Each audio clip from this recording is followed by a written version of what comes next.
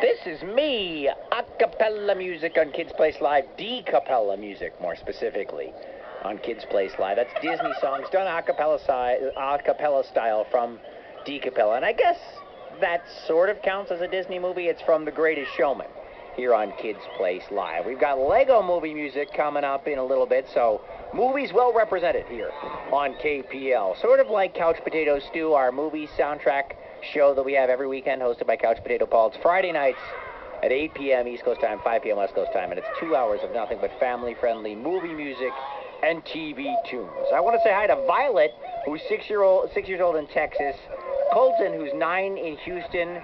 They both called in. They both love Lorenzo Lama. 5-year-old Porter, I think his name is Porter, in Texas, also called for Greg the Tree Sloth. And they kind of called back-to-back, so I think they're sort of in the same family, carpool, something along those lines. But thank you all for all of your voicemail messages. Iris, thank you for loving the llama and leaving the message. And Riley, thank you for loving the chipmunk and leaving a message. In fact, somebody else has left a voicemail message for our British furry dude with an attitude. You can do it too. Call in 1-866-328-2345. Hi, this is Haley. I'm calling from Arizona, and I want to leave a message for Dirk the Fourth and Forgotten Chipmunk. I want to say, Dirk, what is your favorite author? Bye. Oh, that's a great question. Well, that is such a lovely question. Thank you so much, Haley, for that. Thanks, Haley. So many more, because, you know, I'm an avid reader, Kenny. I love to read. Really? I love to read. Okay. But, yeah, Who? you know, it's very hard to pick. You know, I'm British, so, you know, I would like to go with, you know, Dickens or Chaucer, you know, the classics. Sure. Agatha Christie, love Miss Marple and Hercule Poirot, you know, all that stuff. All the great classic British. Yeah, all that literature. stuff. Okay. Well, what's your favorite Dickens story, then? My favorite Dickens story? Yeah, I mean, what's your favorite? Probably Little Tommy Tiny Knickers.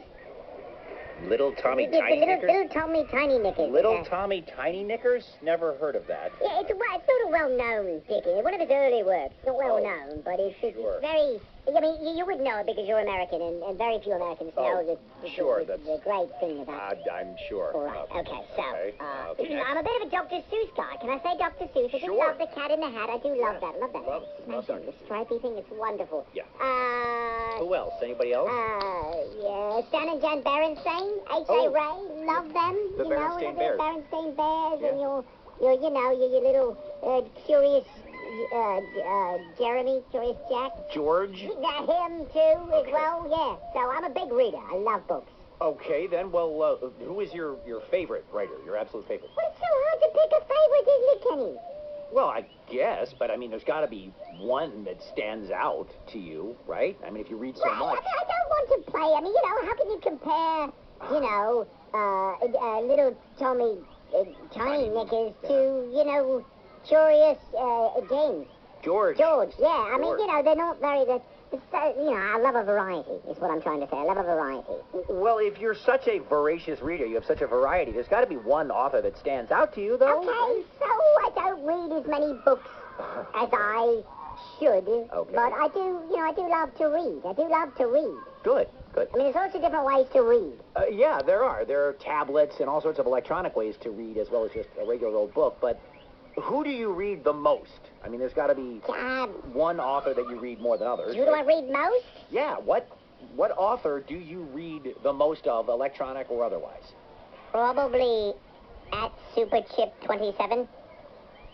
At Superchip27? Love their work. They're great on Insta, and the posts are fantastic. No, Dirk, we're not talking about social media here. We're talking about reading. Well, it's reading. It's not reading. I mean, it's reading. Well, I guess technically it is reading, but it's not reading. And I love your work as well. Oh, you mean like the podcast and the book thing I'm working on? I didn't know you... No, I'm talking about the long-winded text messages you send.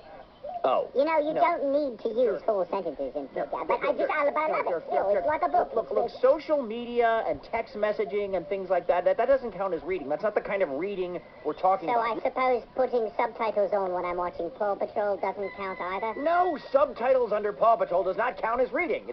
Fine, you're so picky. It's not the same thing, Dirk. You got to read a book. But reading, children, reading, it's a wonderful thing. Yeah, especially if it's a book or a story, an actual reading